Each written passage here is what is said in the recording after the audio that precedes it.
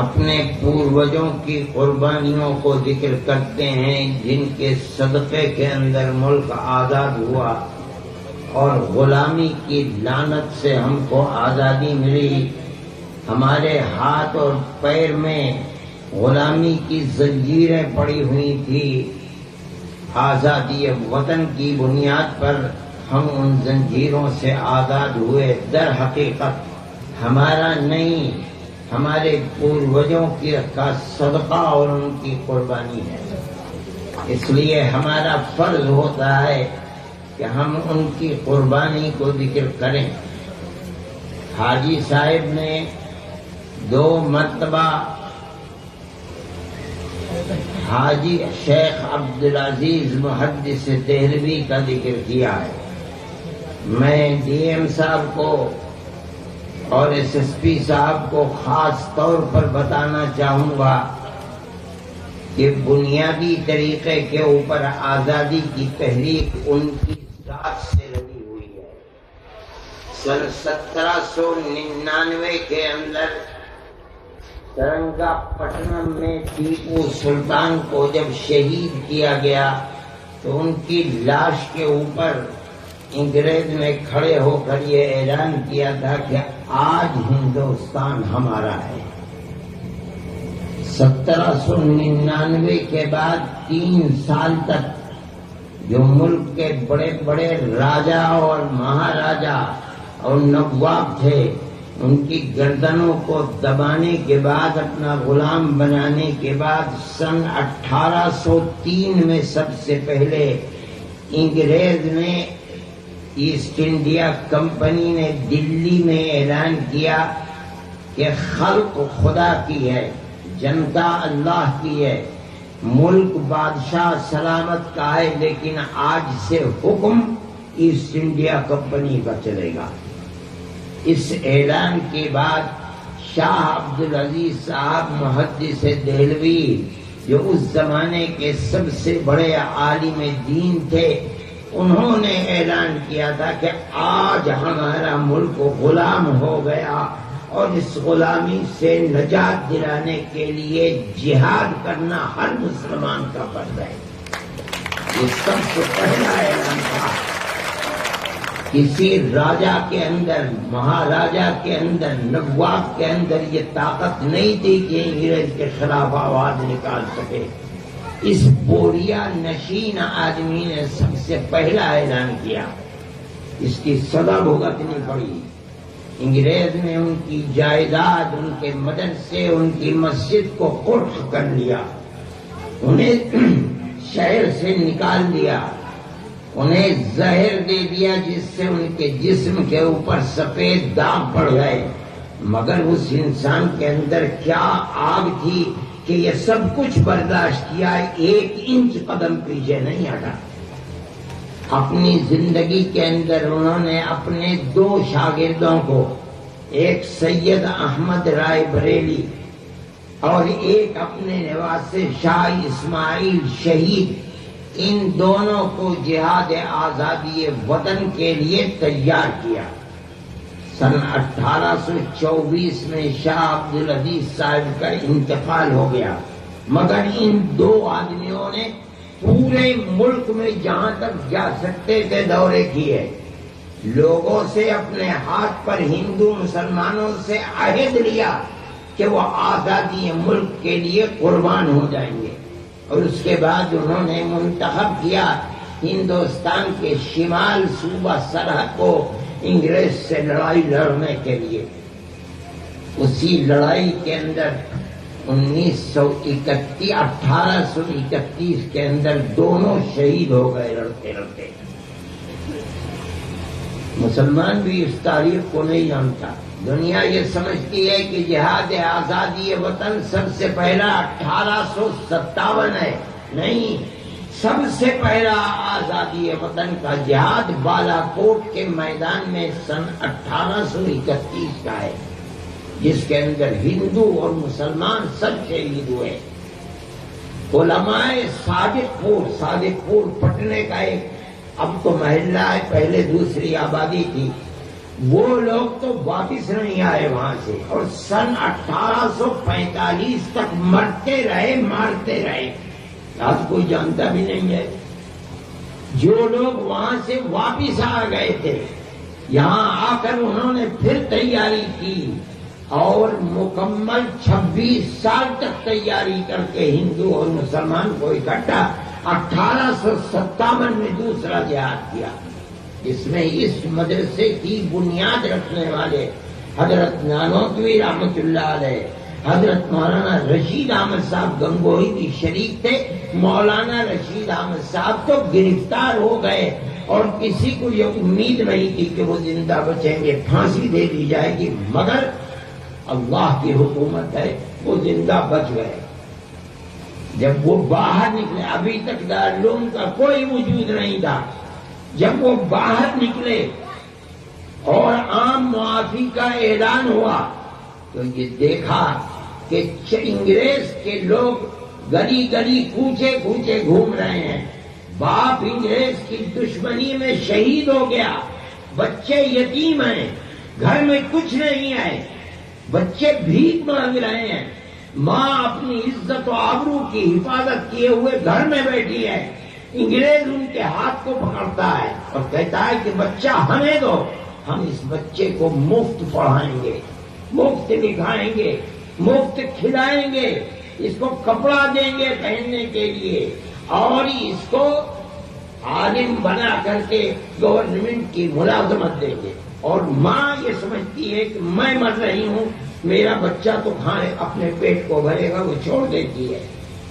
ان لوگوں کے اندر غیرت تھی کہ وہ بچے جن کا باپ انگریز کے لیے قربان ہو گیا، جان دے دی، انگریز ان کے بچوں کو اپنا وفادار بنانا چاہتا ہے.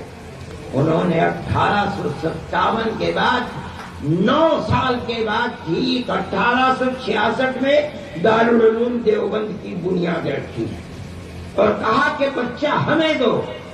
انگریز کہتا ہے کہ ہم پڑھائیں گے، ہم لکھائیں گے، ہم کھلائیں گے، ہم پلائیں گے، ہم پہنائیں گے. ہم کہتے ہیں ہم مفت پڑھائیں گے، مفت لکھائیں گے، مفت پہنائیں گے، مگر اس کا باپ انگریز کا دشمن تھا، ہم اس کے بیٹے کو بھی ملک کی آزادی کے لیے مجاہد پیدا کریں گے. یہ ٹھیک ہے. انگریز تو یہ کہتا تھا کہ ہماری حکومت میں سورج غروب نہیں ہوتا، صحیح کہتا تھا. یہ تو فقیر لوگ تھے، ان کے پاس تو کچھ بھی نہیں تھا، یہ تو بوریے پر بیٹھ کر کے اللہ اور اس کی کتاب کا سبق دینے والے تھے. ان کے پاس کیا چیز تھی؟ انہوں نے اپنی پوری قوم کو لگا دیا اور قوم کو یہ سکھلایا اور پیغام دیا، اگر یہ مدرسہ زندہ ہے تو تمہاری آنے والی نسلیں زندہ رہیں گی، اگر یہ مر گیا تو تمہاری نسلیں مر گئی، اس کی مدد کرو. آج 150 سال سے زیادہ ہو گئے، اس ایک دارالعلوم سے دنیا میں ہزاروں دارالعلوم پیدا ہو گئے اور کسی ملک سے ایک پیسے کی مدد نہیں دیتے. پوری قوم کو اس پر لگا دیا. یہ آج کی بات نہیں ہے، 250 سال سے قوم اسی کے اوپر لگی ہوئی ہے. اس زمانے میں ہمارا بجٹ کتنے روپیہ ہوگا میں نہیں جانتا. آج دارالعلوم کا بجٹ 32-33 کروڑ روپیے ہے اور ایک ایک پیسہ قوم دیتی ہے، کوئی اور نہیں دیتا. تاریخ ہے. اس دارالعلوم نے بہت لمبی بات ہو جائے گی، میں مختصر کرتا ہوں. جن سپوتوں کو پیدا کیا مجاہدین آزادی کو، ان میں سر فہرست شیخ الہند ہیں، مولانا محمود حسن. کہا جاتا ہے کہ وہ دارالعلوم کے پہلے پڑھنے والے ہیں. جب وہ پڑھ کر فارغ ہوئے ہیں تو ان کے دل کے اندر آزادی وطن کی آگ چبھی ہوئی تھی. مسٹن جو گورنر تھا صوبہ جات متحدہ کا، وہ کہا کرتا تھا کہ شیخ الہند کو اگر جلا کر راکھ کر دیا جائے گا تو اس کی راکھ سے بھی انگریز کی دشمنی کی وہ آئے گی. ایسا آدمی تھا، اس نے اپنی ساری زندگی کو قربان کر دیا. ایک جلا وطن حکومت بنائی افغانستان کے اندر، جس کے صدر راجا مہندر پرتاپ سنگھ تھے، وزیر خارجہ حضرت شیخ الہند رحمۃ اللہ علیہ کے شاگرد مولانا عبید اللہ سندھی تھے. یہ ان کو بھیجا تھا کہ وہاں جا کر کے جلاوطن حکومت ہندوستان کے خلاف بناؤ. کوئی مثال ایسی نہیں ملتی کہ ہندوستان کے لوگوں نے کہیں جا کر کے جلاوطن حکومت بنا. اگر ملتی ہے تو دارالعلوم دیوبند کے سپوت سے ملتی ہے. یہ دماغ دیا انہوں نے. ان کے اندر آگ کتنی تھی میں آپ کو بتاتا ہوں کہ جب وہ وہاں سے واپس آئے اور 3 سال 7 مہینے کے بعد انگریز کو پتہ چل گیا تھا کہ وہ یہاں سے گئے ہیں سعودی عرب. اس زمانے میں سعودی عرب نہیں تھا، ترکی حکومت تھی، اور مولانا کا پروگرام یہ تھا کہ ترکی حکومت سے مدد لے کر وہ وہیں سے آزاد قبائل میں جائیں گے، افغانستان اور وہاں سے آزاد قبائل. اگر انگریز کو پتا تھا اس نے طائف کے اندر رہتے ہوئے جو وہاں کی حکومت تھی اس سے کہہ کر کے انہیں گرفتار کرا لیا، اور گرفتار کرا کے ان کو وہاں سے پورٹ سعید مصر بھیجا. وہاں تھوڑے دن رکھ کر کے اور ان پہ اپنے 4 شاگردوں کے ساتھ ان کو مالٹا بھیج دیا، جہاں انہوں نے 3 سال 7 مہینے قید بے مشقت گزاری ہے. ایک ساتھی حضرت کے شاگرد حکیم نصرت حسین غازی پور کے تھے، وہ وہیں ان کا انتقال ہوا، آج بھی وہیں ان کی قبر ہے. اس کے بعد یہ 4 ساتھی واپس آئے. میں ڈی ایم صاحب اور ایس ایس پی صاحب سے کہتا ہوں کہ جب جہاز گودی پر آ کر لگا تو ریاست بہاولپور جو آج کل پاکستان میں ہے، اس وقت تو ملک تقسیم نہیں ہوا تھا، سن 1920 میں ریاست بہاولپور کے جو جنرل سیکریٹری تھے یا چیف سیکریٹری کہیے ان کے نواب صاحب کے، ان کا نام تھا سر رحیم بخش. انگریز نے ان کو سر کا خطاب دیا تھا. انگریز نے ان کو بھیجا، سیڑھی لگ گئی، کسی کو جانے کی اجازت نہیں تھی. وہ گئے اور جا کر حضرت شیخ الہند رحمۃ اللہ علیہ سے عرض کیا کہ حضرت آپ سب سے بڑے ودوان تھے اور دارالعلوم دیوبند میں سینکڑوں لوگ آپ سے لابھدائک ہوتے تھے. آپ بہت بڑے فقیر تھے، لوگ آتے تھے، مرید ہوتے تھے، آپ ان کے گرو تھے، چیلے آتے تھے. آپ چلے گئے اور ہر شخص پیاسا ہے. آپ نے ساری زندگی انگریز کی مخالفت میں لگا دی، مگر انگریز کی حکومت تو اپنی جگہ پر ہے، اس کو تو کوئی ہانی پہنچی نہیں. اب ہماری تمنا یہ ہے کہ آپ ایک جگہ بیٹھ جائیے دیوبند میں، بس اپنی اس تحریک کو ختم کر دیجیے تاکہ جو پیاسے ہیں ان کی پیاس تو دور ہو. جب وہ کہہ چکے اپنی بات تو شیخ الہند بڈھا آدمی جس کو مالٹا کی سردی نے ختم کر دیا تھا سنبھل کے بیٹھ گیا اور کہا کہ آپ اپنی بات کہہ چکے. جس زمین میں انگریز کی حکومت ہے میں آیا ہوں، مجھے جینا تو جینا، اس زمین میں مرنا بھی پسند نہیں ہے. میں تو صرف اس لیے آیا ہوں کہ میں اعلان کروں کہ انگریز کی غلامی حرام ہے.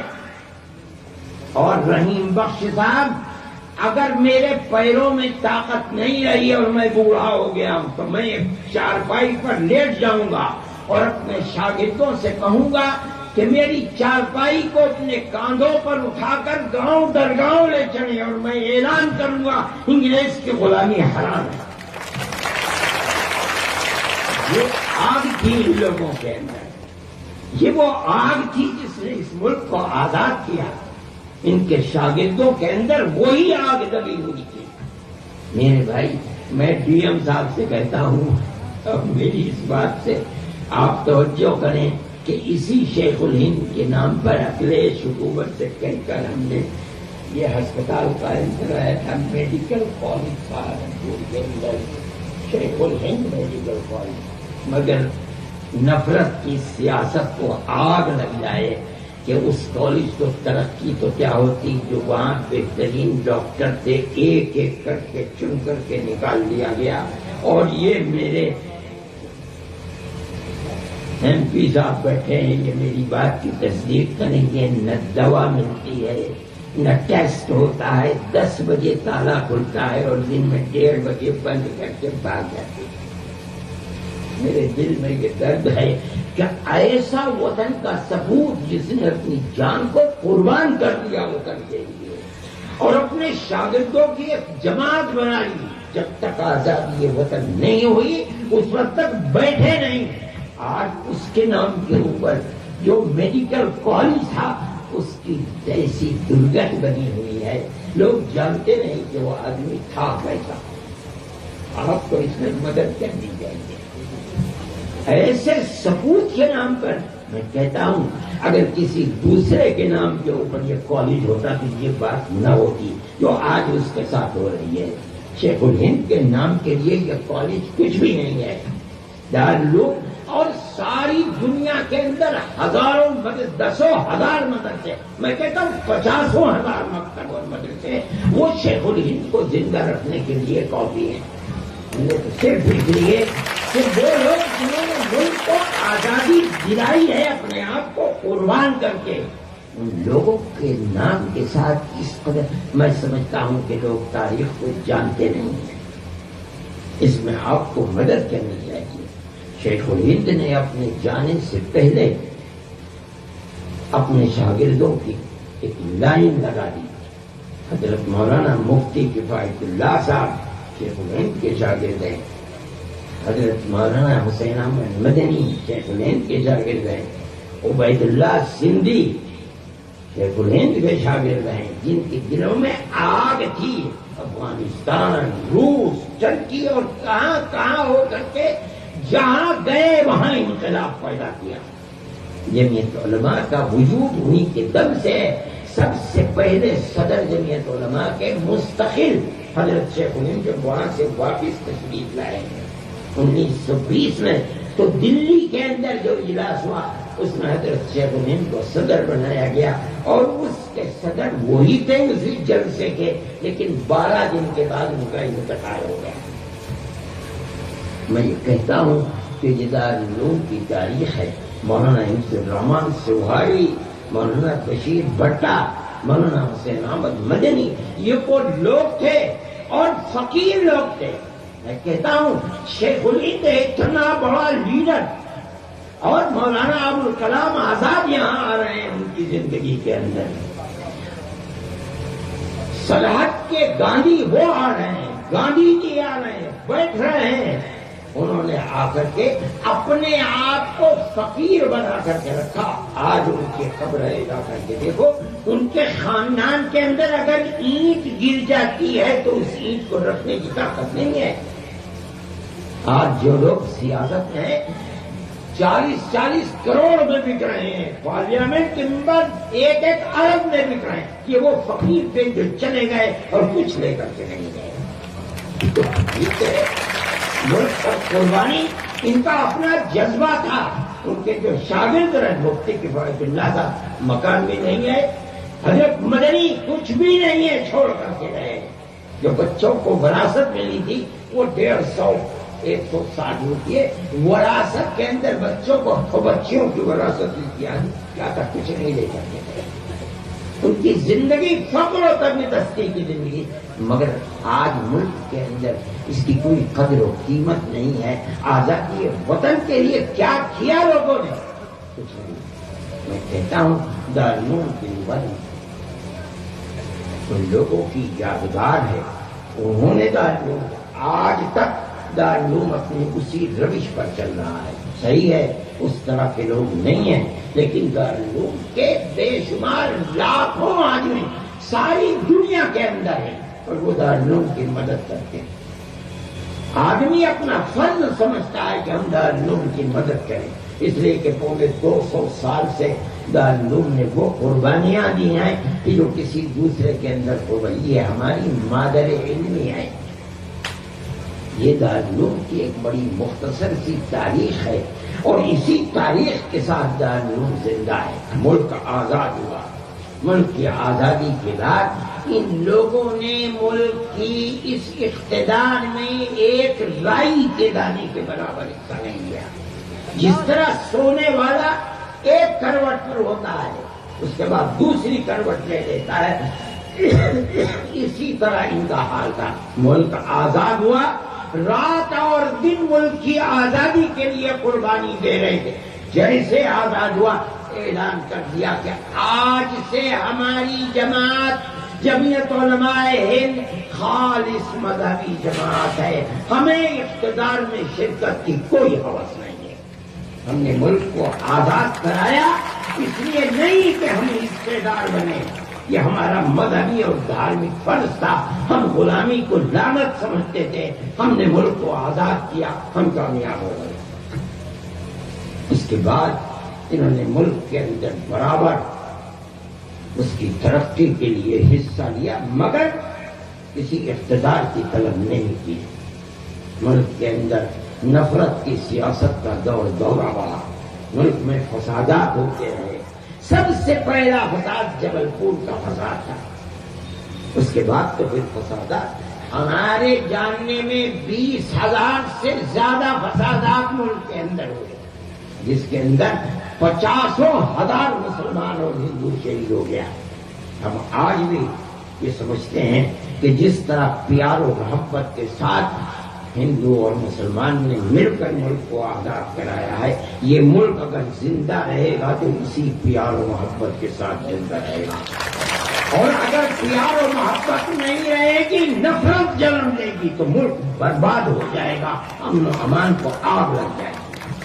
ہماری ایک سوچ ہے، اور ہم اس سوچ کے اوپر پہاڑ سے زیادہ مضبوط ہیں۔ ہمارا ایک نظریہ ہے، ہم ایسے لوگ نہیں ہیں کہ ادھر سے پیسہ لے لیا ادھر چلے گئے، ادھر سے پیسہ لے لیا ادھر۔ ہمارا ایک نظریہ ہے، کسی کو اچھا لگے برا لگے، ہم ساری دنیا کے اندر یہی بات کہتے رہے، اور جب تک زندہ رہے گا رہیں گے، کہتے رہیں گے کہ ملک کے اندر بھائی چارگی اور پیار و محبت ہے تو ہندوستان زندہ رہے گا، ورنہ آگ لگ جائے گا۔ دارالعلوم دیوبند اپنے طلبہ کو یہی نظریہ دیتا ہے۔ ہم قرآن و حدیث کو پڑھاتے ہیں، لوگ قرآن کا مطلب نہیں سمجھتے، جو لوگ عربی کا ایک شبد بھی نہیں سمجھتے، وہ قرآن کی تشریح کرتے اور کہتے ہیں کہ اسلام کسی دوسرے کو جینے کا حق نہیں دیتا۔ نہیں، ہم نے قرآن کو پڑھا ہے، ہم جانتے ہیں اسلام کی تعلیمات کو، ہم اپنے طلبہ کو یہی سبق دیتے ہیں، جہاں رہو پیار و محبت کا پیغام دے کر رہو۔ ہمارا ایک نظریہ ہے، ہمارے اس کی مدد کرتے ہیں۔ ہم نے وہاں دارالعلوم کے تمام طلبہ ہی تھے جو پڑھ کر کے گئے ہیں۔ کیرلا کے اندر مکانات بنائے، ہندوؤں کے مکانات بھی بنائے، مسلمانوں کے مکانات بھی بنائے۔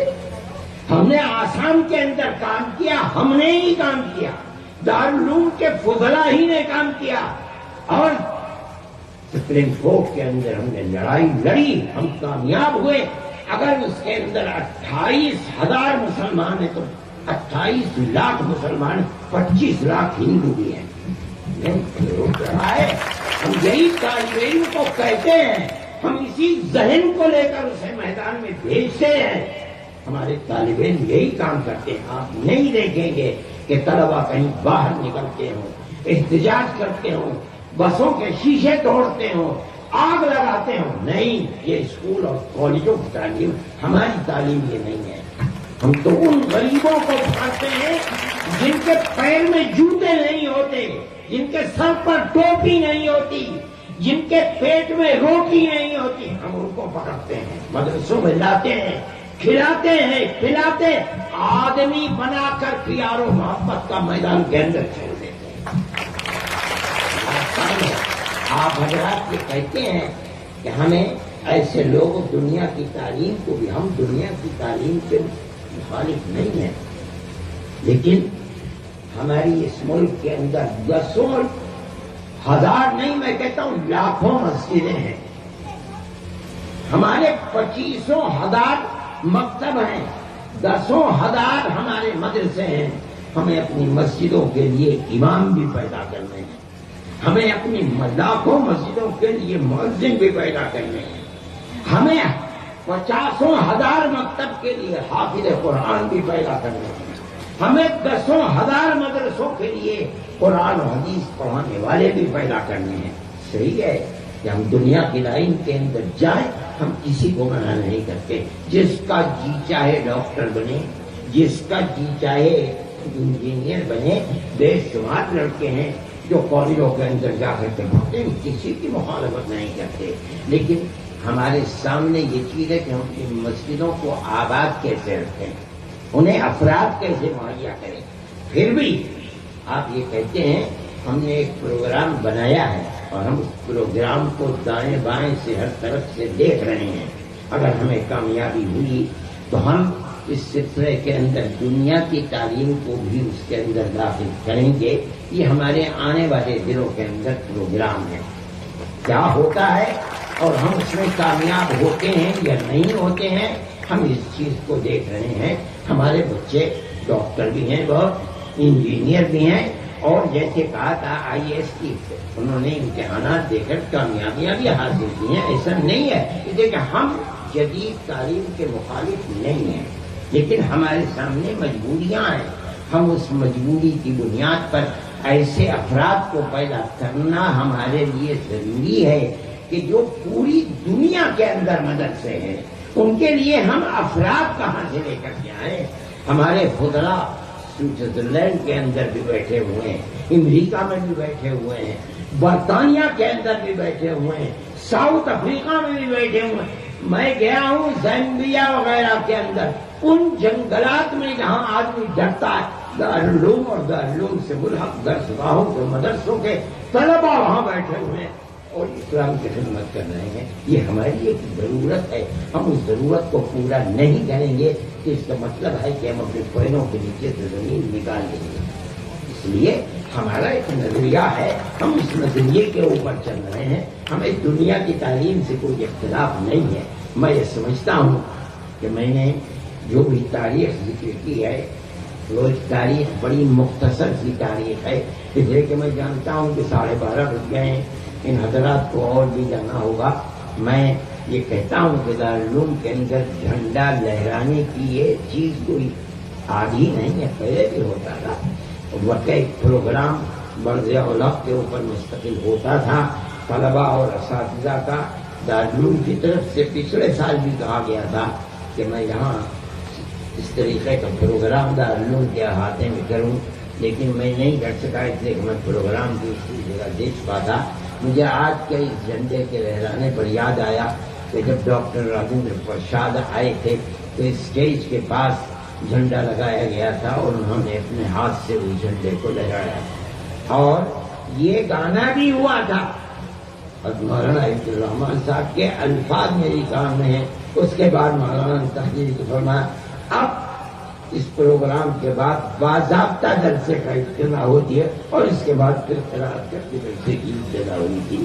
یہ میری آنکھوں دیکھی چیز ہے کہ یہ کوئی نئی چیز نہیں ہے اور نہ ہی اس کے اندر کچھ کلمات شرک ہے۔ جب تک مفتی حضرات نے فتویٰ جواز کر نہیں دیا تب تک کوئی چیز نہیں ہوئی ہے، اس لیے آپ حضرات اس سلسلے کے اندر کوئی اجنبیت نہ محسوس کریں۔ دارالعلوم سب سے بڑا مستحق ہے کہ وہ آزادی وطن کے سلسلے میں تقریب منائے اور تقریب منائی جاتی رہی ہے، اس سے یہ کوئی نئی بات نہیں ہے۔ آج ہمارے محترم ڈی ایم صاحب کے ہاتھ ہوئی ہے، میں ان کا شکریہ ادا کرتا ہوں کہ آپ آئے اور میں نے جو باتیں کہی ہیں میں کہتا ہوں کہ آپ اس کے لیے مددگار ثابت۔ بالکل بالکل آپ کی بات، بہت بہت شکریہ۔ میں آپ حضرات سے اجازت چاہتا ہوں، ان حضرات کو بھی جانا ہے۔ بہت بہت شکریہ۔ دعا کر دیجئے کہ اللہ ہمارے ملک کے سب بسنے والوں کے دلوں میں پیار و محبت کو پیدا فرمائے، اللہ نفرت کی سیاست کو ختم فرما دے۔ جس طرح ہم سینکڑوں نہیں ہزاروں سال سے گاؤں در گاؤں آپس میں پیار و محبت کے ساتھ رہتے چلے آئے ہیں، اللہ ہماری اس پرانی تاریخ کو زندہ فرما دے، پیار و محبت کو پیدا فرما دے۔ اور الفت کو پیدا فرمائے، اور جو لوگ نفرت کی سیاست کر رہے ہیں اللہ انہیں خائب و خاطر فرمائے، ان کو راہ راست پر اور سیدھے راستے پر لائے، پیار و محبت کے لیے کام کرنے کی توفیق عطا فرمائے، اور ہمارے ملک کی پرانی تاریخ کو زندہ و جاوید فرمائے، اور سب کو گاؤں در گاؤں پیار و محبت کے ساتھ زندگی بسر کرنے کی توفیق اور اوسط عطا فرمائے۔ اللہ جانور کی بھی حفاظت فرمائے، اور جہاں بھی قوم اور وطن کے لیے جو بھی کام ہو رہا ہے اللہ اس کی حفاظت فرمائے، خیر و برکت عطا فرمائے، سب حاضرین کو ان کے جائز مقاصد کے اندر اللہ کامیابی عطا فرمائے۔ وصلی اللہ تعالی علی خیر خلقہ سیدنا محمد وعلی آلہ وصحبہ۔